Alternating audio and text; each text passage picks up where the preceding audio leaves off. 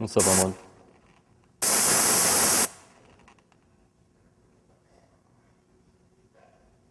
Oh, you're here? Okay, I'll be right back. Oh, like put your clothes and stuff? Oh, we can move it to the front. I think we'll be honest. And people are probably gonna hate this, but I don't like landscape style books.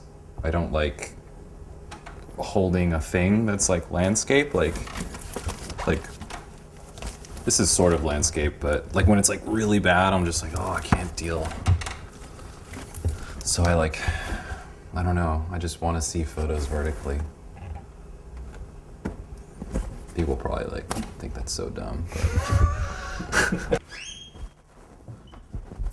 it's easier to find anything than it is to find something. You know what I mean? Like it just kind of go. But LA's so vast and endless that, you know, I can just kind of go in a direction for hours, and it's really fun. There's nothing like really like special to me in particular. It's all special.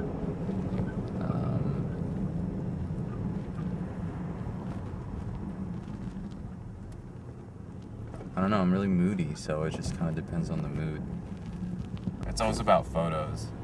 Photos are like, cameras and photos, like that's why I, like it makes me get out and, you know, do stuff and try to, and lurk around. This is my friend Will, and the year is probably 94. He just lived with his mom, and his mom was like a really, really cool, like she was a librarian. She was kind of like, all she did was read, and their house was just filled with like rugs and old books, and it really kind of like influenced how like I wanted to live. The way I grew up was great. Like my parents, they loved me and totally handled shit. But the way that Will grew up that's what I wanted. I wanted to be that. It sort of illustrates to me what it was like discovering skateboarding as a kid, you know, and like how it can guide you to where you want to get to. They're not really, even though you don't know it. Well, but So that's kind of what this photo does. I made this at Hamburger Eyes, actually. This one was always a little crazy, too. this photo's pretty psycho.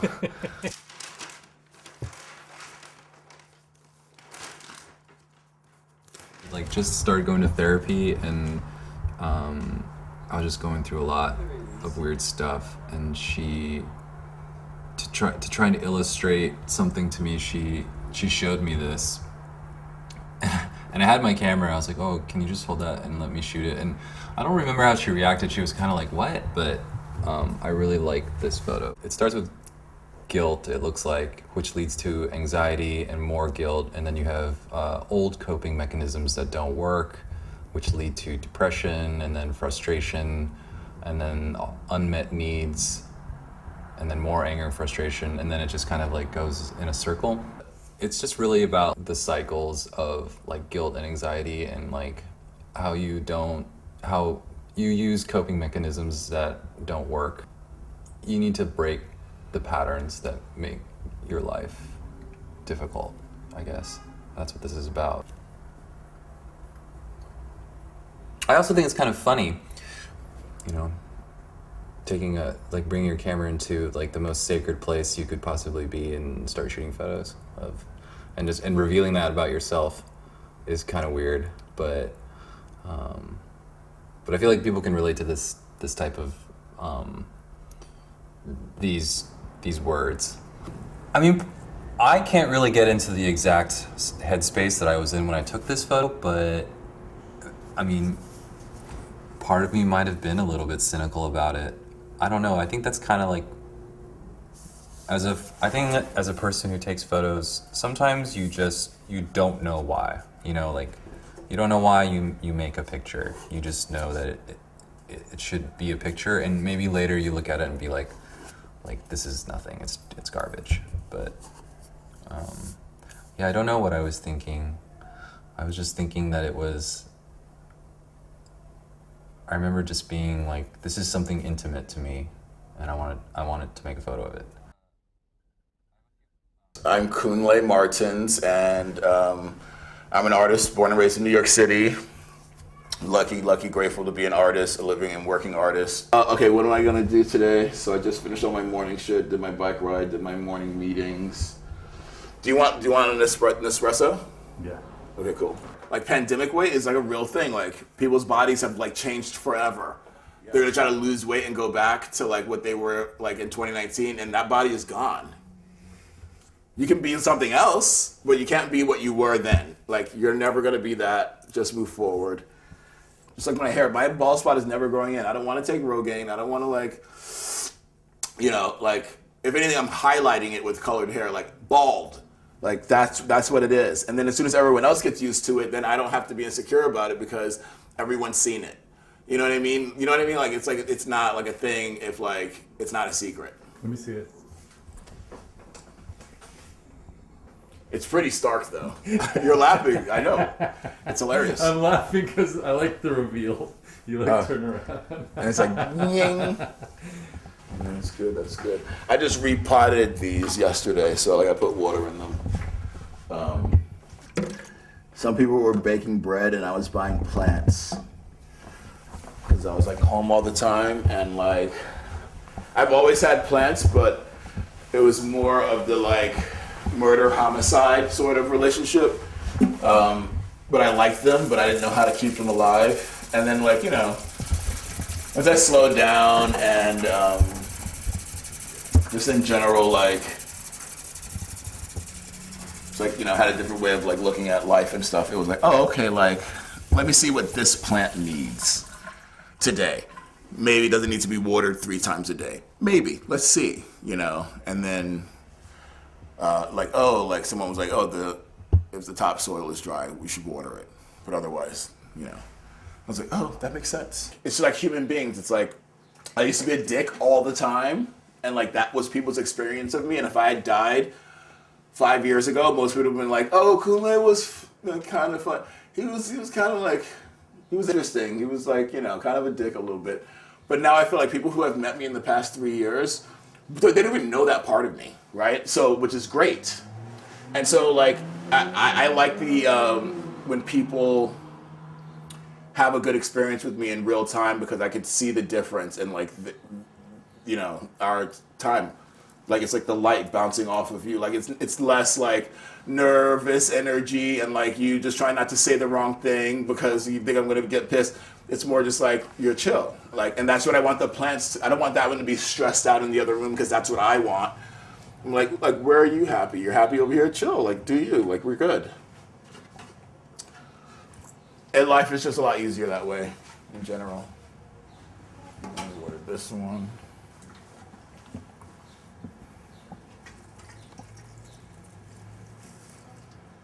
This is what started off your departure from always doing graffiti stuff. Tag-related graffiti stuff. When I allow myself to, like, be loved by it, right, and like love it back, it's like that's all I need. Like I don't even need to like go any deeper. Like let's just like focus on the people in my life that I love, that are like, obviously I haven't gotten around to everyone. I want to draw everybody, and it's like, okay, well, I have my work cut out for me. How lucky is that?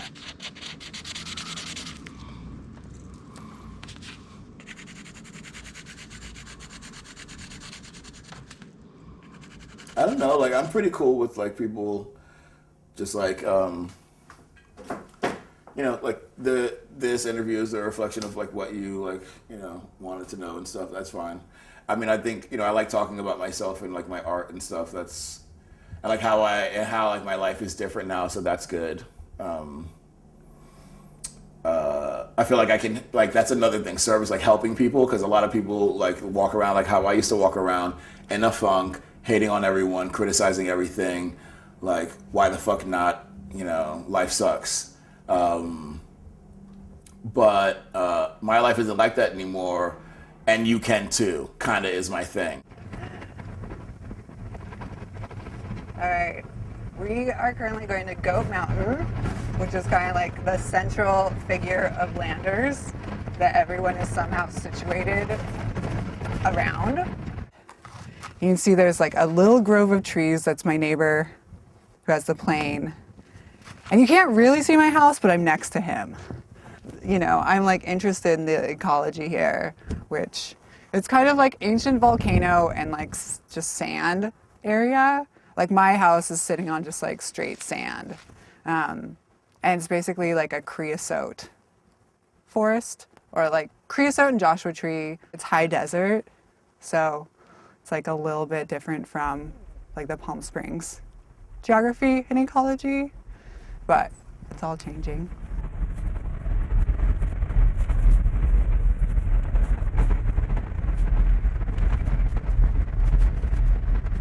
This is like drawing, tattoos, kind of like clean media, and so far over there's like sculpture, so there's like the sewing machines, all my tools, and yeah, just kind of like object-based stuff.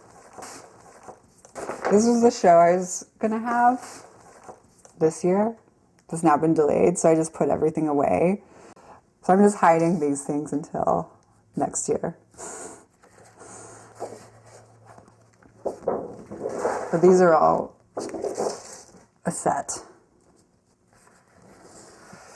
And basically, like, I don't know, came out of last summer, which was like this idea of the red sun because of the smoke and the heat and just like the illusion that happened in the sky of basically the sun just being this like foggy, or like, you know, looking out in the sky is like orange and brown, and the sun is this like haloed red light, and how miserable that was.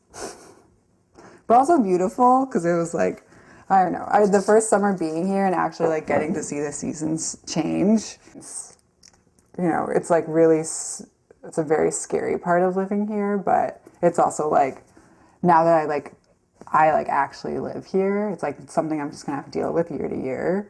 And it's part of like committing to this place, is like understanding that pattern.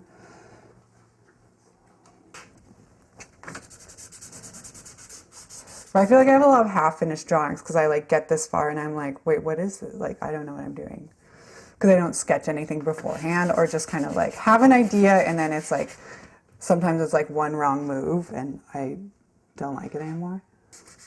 But when it feels successful or interesting and I can like build out from that moment, it's like so much fun and very, very satisfying.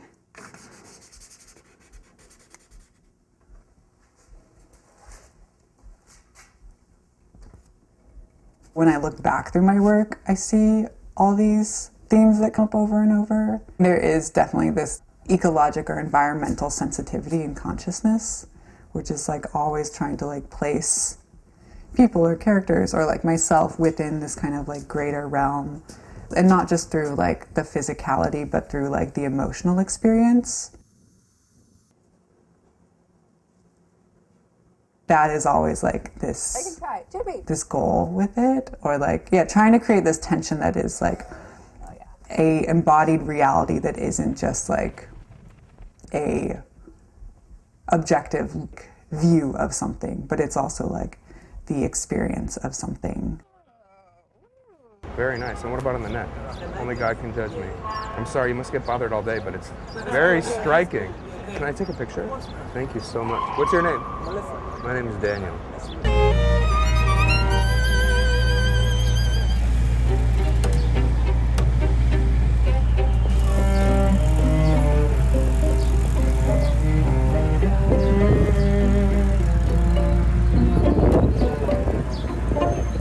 You got a broken leg.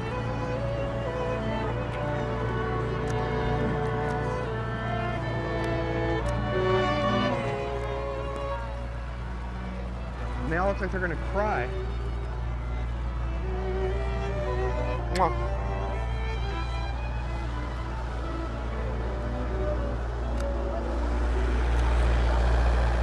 Okay, I'm Daniel Arnold. I'm in Central Park. I am a guy who walks around in circles all day in the city and kind of keeps track of whatever catches my eye or gives me a feeling. You know, just making myself a little emotional diary, forcing myself to pay attention to my life racing by. And I have been in the city for 18 years. Moments where things line up in such a way that it seems, in the context of the whole world, too good to be true, but isolated from the world, as like if I were the only storyteller that got to say what happened on Earth, you know, it adds up to something better than what was really there, because the parts just happen to align in such a way that is true but also completely misleading. But that's very hard to get. Those are few and far between and very exciting.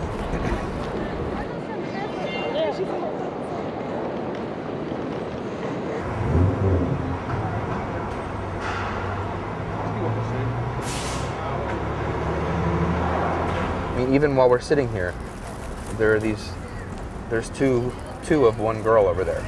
There's these twins who are doing the exact same thing, and although I don't feel any compulsion to run over there and get proof of it, it is an instance of this phenomenon where if you make the space in your life and in your mind to receive that kind of thing and set out loosely to look for it every day, the world is just like, especially this city, is just overflowing with it. We just happened to us over there. You're talking about face tattoos. 2 seconds later, we meet somebody with very interesting face tattoos. It's just a city that constantly rewards a wandering mind. But also, I've been so amazed by what opening myself up to that has done to my mind and to my experience of the world and to my perception of my own existence. It's gonna be a great movie director. You're a great movie director. And he's the star. He's the star.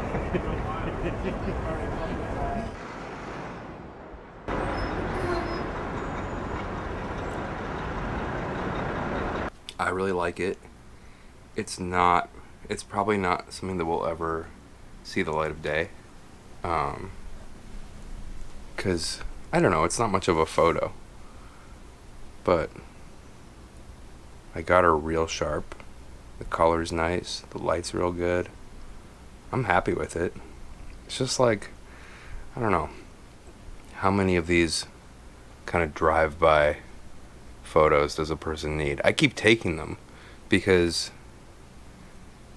I don't know, if I don't, then when something really worth it happens, I'm not like fluid and in that zone. So, who knows? There's just gonna be some secret mountain of these that you'll have to bury me with. But I do like it. She's got such a cool face. I feel like I've always looked like a 45-year-old since I was like 15. And so I've never been flashy. Fashion has always looked stupid on me. I can't even wear sneakers. I feel like they look like birthday cakes on my feet. And so I've always just been in some stage of drifting into this natural, invisible old guy thing. Just bothering to look at everybody on the street every day, you start to have a different experience of being a person because you see everybody else doing it. And I don't know, it's a rambling thought and it's hard to get to any concrete end, but it kind of matches the experience of the thing. It just never ends. In a way that's maybe sounds like bullshitty and, you know, like phony zen. The real truth is, I don't care that much about the pictures anymore. Like, I want them to be good. I still want to get a standalone banger. I still want, you know, the perfect alignment of the world that only I saw. But I'm so invested in the process, and my life has become so defined by the process that, I don't know, I care much more about the next day's work than I do about, you know, whatever work I made the previous 2 weeks. So you're like a big picture guy. I guess so, which is weird. I did not start out this way. This is definitely deterioration from the work. I have little by little lost interest in the product, and I'm just deeply lost in the process.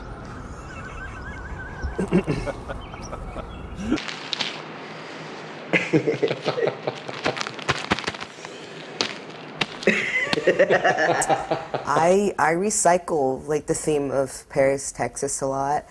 The book and the movie, directed by Wim Wenders. During that time, all those movies, they were like Americana, like a love letter to Americana. But I feel like he kind of captured it the best. His love letter was the best because Paris, Texas, even though it's like a real place, I think it was like an interview he did somewhere I read on some blog where it's a place that doesn't really exist. And that's like the pain where everybody's trying to get to a place that doesn't exist, and those are all the characters in the movie, and I feel like that's what I'm trying to get to with my work.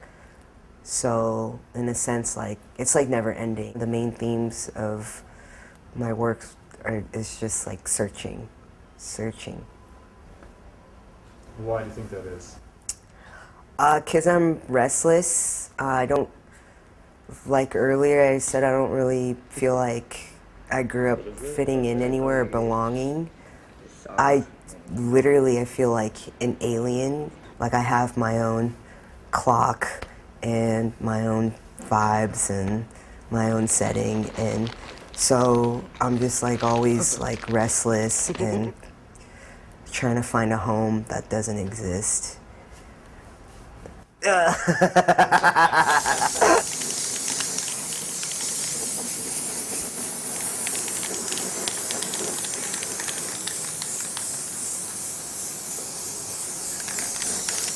If my work's confusing, then that's great. I want to confuse people as much as I'm just confused myself. So then we're the same level when I'm making work. I feel eternal. Not, I think immortal and eternal are different. Eternal is just time doesn't exist. It's just kind of still. And anything's possible, and it's endless.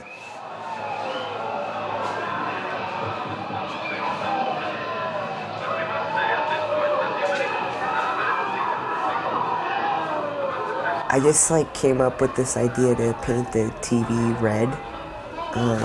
Kind of wanted to give it a sinister feeling. Another theme in the work was just different mediums bootlegging each other, I just layering stuff, I'm listening to music, I have a movie on, so that I'm just distracted enough to not be this is stupid, and just quit the work. I'll just keep going. Each thing could exist without the other and just alone, and then at the same time it could exist all together. This piece is just for this filming. I only really share stuff if someone that I asked me. And it's fun for me because I just you being in my space, and I like the process, and it's an opportunity for me to make the stuff that I like making. Art doesn't have to be you painted something. It's just who you are, what you take in, and what you produce out of that, intentionally or unintentionally. Hi, my name's Yoma Ru Smith, and I'm an artist. Right. You got the artist part, right? Okay. Right. People like having me around, What can I say? I'm good times. Sorry. I'm an artist.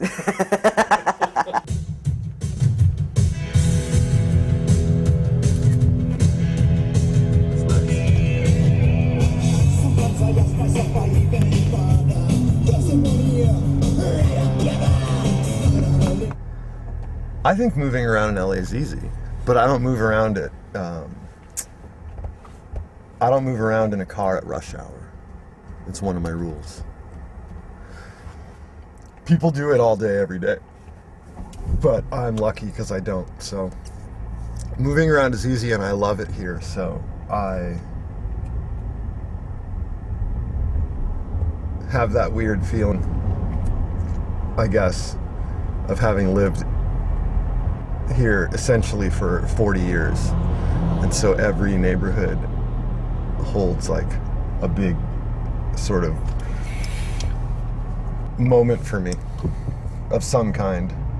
Whether it's simply like I slept in that building, I did this for the first time there, I met so-and-so there. So it's like a really alive, living city to me. I think I told you the other day, but that hotel right there is where the Faye Dunaway character in Barfly, like the real person, that's where she died. And she hemorrhaged to death from alcoholism. Which is, it's a bad way to go.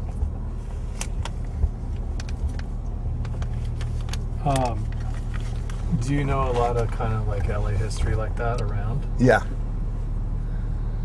I think it's good to know that if you love someplace. It's good to know what happened here. Dude, he's always charging his battery.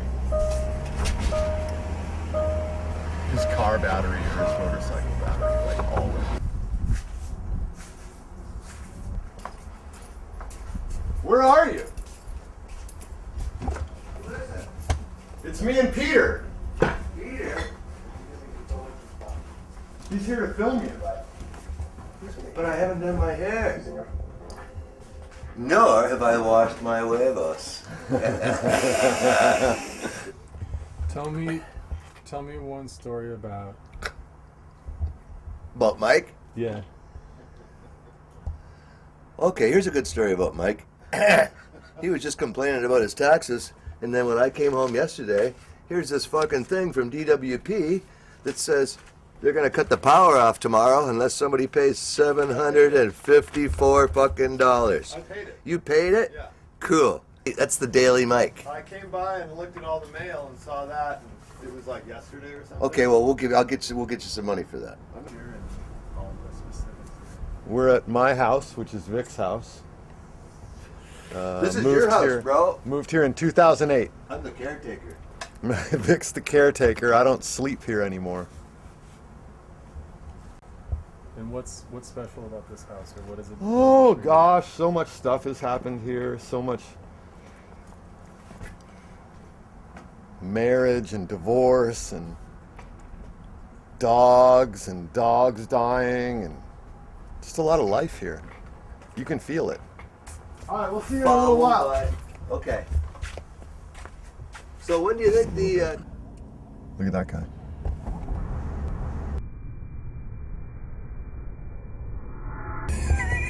He's on the phone. Yeah, that's cool.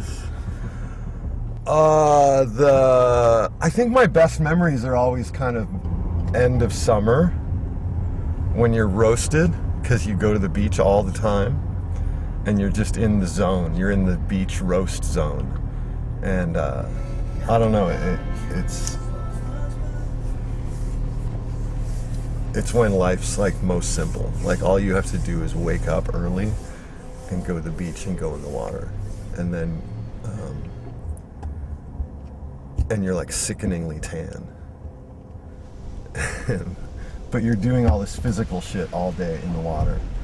So you feel good all the time. You feel tired all the time in like a body exhausted kind of way that's good. I feel like I could become a semi-homeless beach person and be really happy, but I don't know if the people in my life would be happy with that. So I try not to completely give in to that, but that's kind of where I'm happiest. You know what I've been thinking lately? So I'll be 47 in a couple months. I don't feel like I'm going to be 47, whatever that means. Time is interesting because it goes by really fast. 1996 doesn't seem that long ago to me. But one thing that I find to be true is that life is crazy and you can't really predict what's going to happen next. And I'm consistently surprised by different things that come up. I guess some people get to a point where they're chill and they have their lives and they kind of like sidestep all the other stuff. I don't know, but I'm too interested to see what happens next.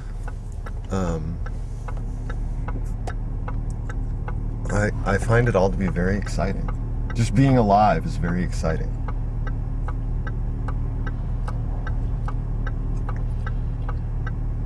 I feel that.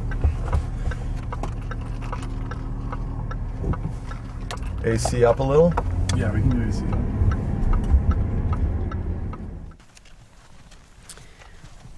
There's this weird kind of constancy with things and energies you're drawn into and thus create.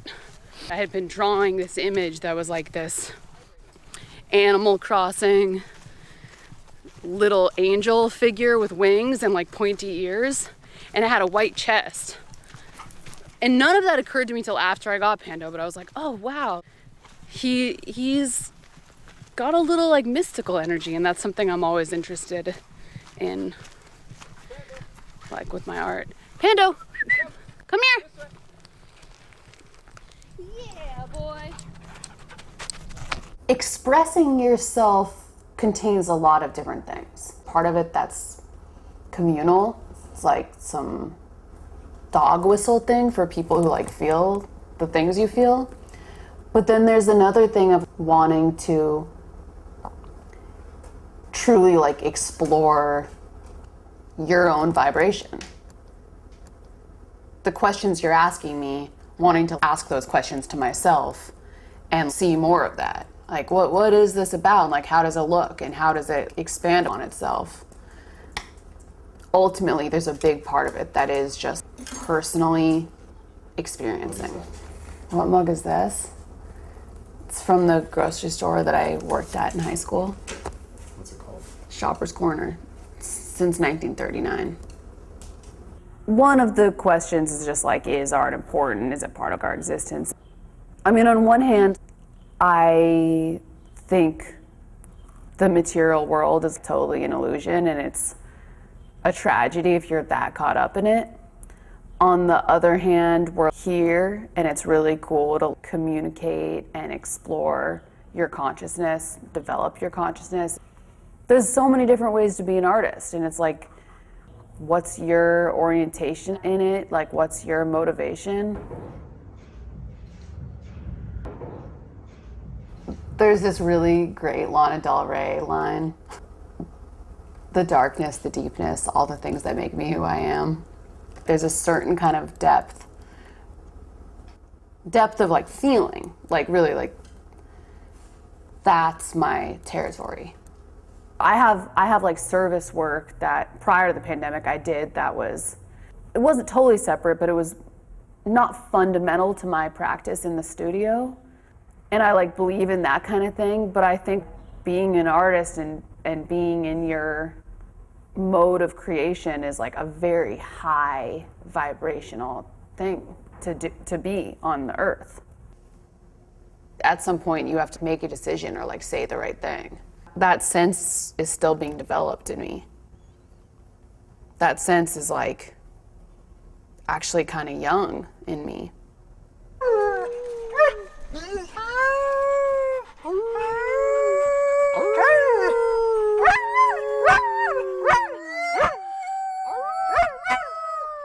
I'd be like, oh, I wonder what Mario's doing, and you text me like once. Oh, really? Yeah. Okay, dude, I'm not gonna trip you out and sound like some weird like dude by saying this, but that's happening. Maybe everybody has those kind of people in their life, or like that happens like to everyone like just as commonly as you, but with other people. But strangely enough, that's happened a lot with me. I don't know why. Like every time I for sure text like my partner, she's always like, dude, I was just like about to text you. But aside from that, I've had like several like just homies tell me like about me entering their dreams, which is funny because I don't actually really remember my dreams ever. So I'm always kind of like, oh, it's because I was in, yeah. It was like, yeah, that's where I was last night. I was in your dream, you know?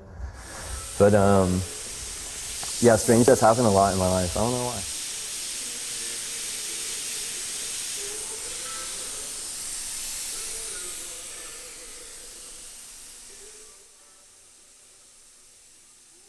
Typically me waking up really early in the morning and having like a quick panic attack, like, gotta like get out of here, and then coming to the studio and kind of pulling like 10 hours or even more. Yeah, I mean, I guess before I come here, I go get a coffee, something like really strong. And then the next time I'll probably leave is to go get another coffee and some food. And then when I go home, I'll just like watch something with a lady and just go to sleep. But, you know, obviously like, that's just because lately I've been kind of on a sick one, just trying to finish shit up.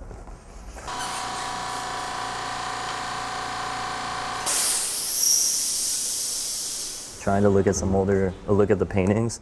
This is the last photo I took on the freeway. Here, the focus. That's tight. 1-800 painting. So we know that's going in somewhere. Well, it's funny because I'm always driving, so I mean, obviously living here. So I take like pics of just like cool decals on trucks. And that's kind of how like the tailgates came about, you know, like those 2 truck paintings I made. Anyways, I'll look at some paintings and just like list some shit. Exhaust, exhausted, exhaust, mental health, mental health, headers, headaches, snake exhaust. It's actually kind of like a poem, huh? These are actually, I feel like, still paintings, like, and like I'm gonna make these. But it's one of those things where it's like it might not even become a painting. Like they might just stay in here or something, or come back like way like later. Airbrushing might be one of the most annoying things ever. It must be kind of like some kind of like masochist or something. Like I got tattooed in SF, and this dude was like tattooing my ribs for like 6 hours. And he was like, dude, you okay? Do you want some like cream to numb it? I was like, nah, we're good. And he was like tripped out. He was like this like hardcore, like shaved head, just like all like tatted up dude, you know? And I'm just like the scrawny ass, like skinny kid, just like, you know, a fan of his work. And then it's just like, he was like, man, respect. Is it banded? Yeah, it's like they got like, it's like wrapped up like right here. This dude like named Matt Pardo, do you know him? He's sick. He tattoos up in SF now. At like Blackheart. But yeah, we didn't even get to finish because I had to go to dinner. But I was just like, dude, next time. I was like, I want him to like hit me again, you know? See, I was like, afterwards I was still like, I want more, you know? And I feel like that's kind of like airbrushing because it's like you're constantly taking that like apart or something. Well, I mean, it's not identical obviously, but it's just like you have to spend so much time just like manically like trying to like fix something or problem solve, and it's like, Tell me the timeline, like, what do you have to do to make a painting? fuck, dude, like kind of torture myself, I guess. I'm gonna sit down right here. Kind of torture myself, I guess, with like, just like making a bunch of just like bullshit or something, like making. No, I'm talking like technically.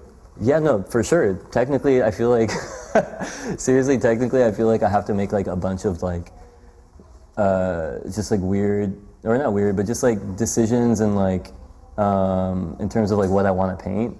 And then like, that ends up like, meaning that I spend a lot of time just like sorting through like ephemera or like images, photos I've taken, Google searches, like all of it, you know what I mean? And then like start kind of collaging like a painting or like something on Photoshop or Illustrator. But it's kind of like a process I feel like is kind of torturous or something, you know? Because I'm just like making stuff that I'm so like insecure about, or like kind of like, damn, this is just like trash, you know? And I end up like just changing my mind all the time. So knowing that's going to take me a long time to just like make one painting, like I'm just like really hard on myself and making sure that like, okay, is this like, I'm sure I'm going to make this, like is this what I'm trying to make? And then even then, you know, like when I start the actual painting, it's a whole other like type of decision making too, you know. Sure, you trying to jump in on this or what?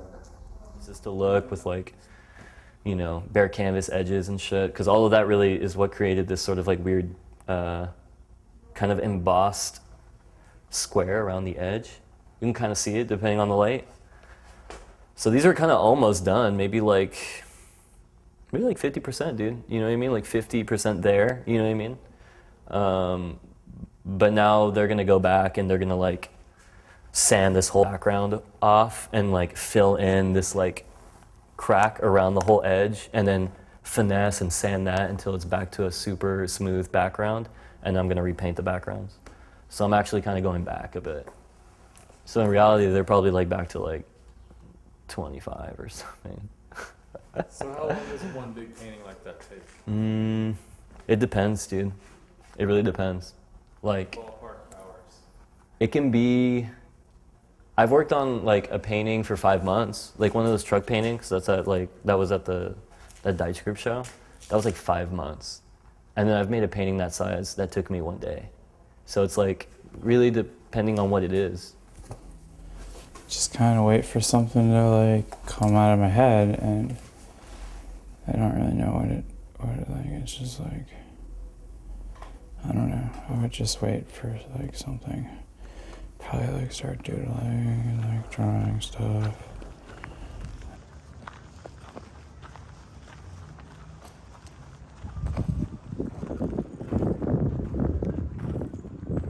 Fuck, I kind of made him too fat. Yeah, I don't know. I mean, I don't know. That's probably about, like that's kind of what it is. And then, I don't know, I just sort of like chuck it away for a little while because it's not really, I mean, it's just like a drawing of Kevin in a maze or something. And then, when I'm really sick of looking at a stack of this shit, I just start cutting it up and gluing it to stuff like that eventually and making those.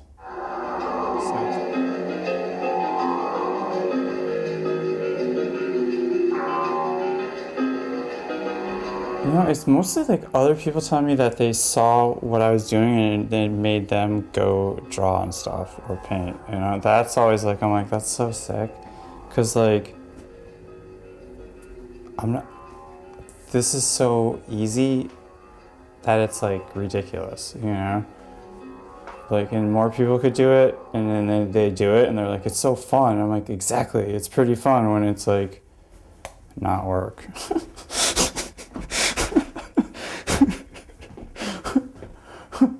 So that's like when it goes back to that is when it's fun, and then that's when it happens. So like, that's cool. Like, I like that. That's like one of the best things that's happened is like other people tell me that they saw what I was doing and it made them go do shit. And I'm like, that's what's up. I love it. Paperboy, Christmas tree lot, dishwasher, prep cook, smoothie place. Oh, dude, before Smoothie Place, there was the bagel shop for a day, and I got, like, fired immediately. Amoeba. When I got paid to put patchouli and, like, incense by the, like, package. I think that's it. And then the weed trimming. Oh, and the coffee shop. That was hard. That was the hardest one. More of a story, I guess. Definitely not... I mean, it's more of like just trying to describe, I'm trying to make what I see when I'm tripping. That's like really where it's at. Like, it's that simple. It's like, that's what most of this shit is. It's like, I'm like, just trying to describe like these very strange experiences that I have. And like, maybe it's like, I actually don't even know if it's gonna make sense because at this point, it's like, I'm just trying to like digest them. Like, I'm like, that's part of my process, I guess. So I just like, I don't know, you just eat like a certain amount of this or that, and then you just like hang out in a safe place, and like, and then I come back here, and like over like time, I like start making stuff, and I'm like, well, yeah, that was like how I remember this. Or I look at like little notes that I took while I was sitting there, and I'm like, oh yeah, that was like what was going on.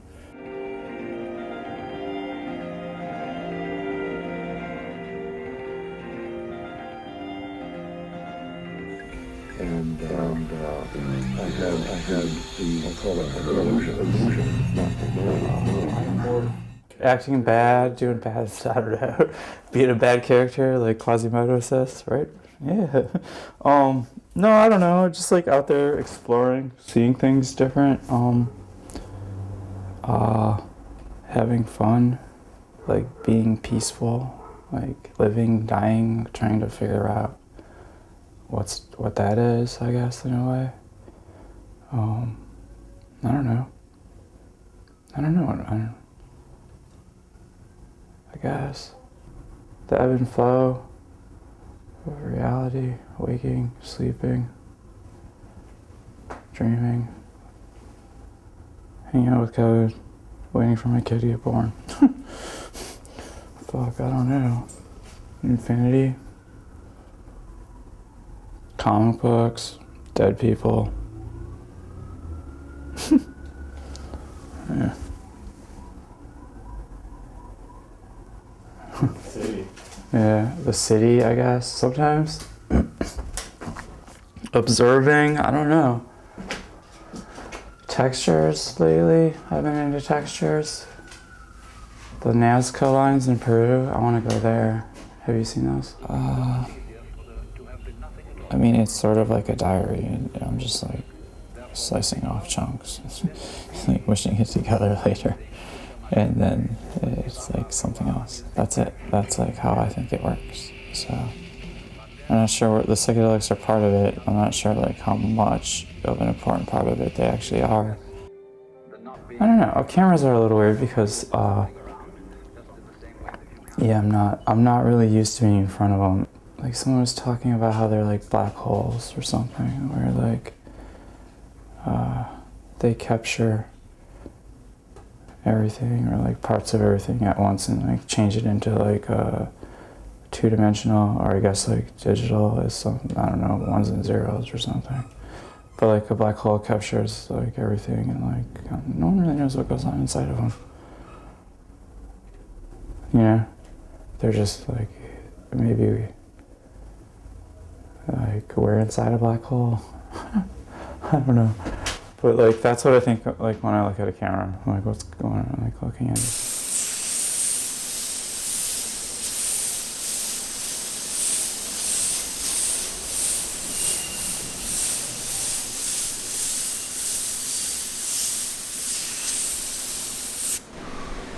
Dang.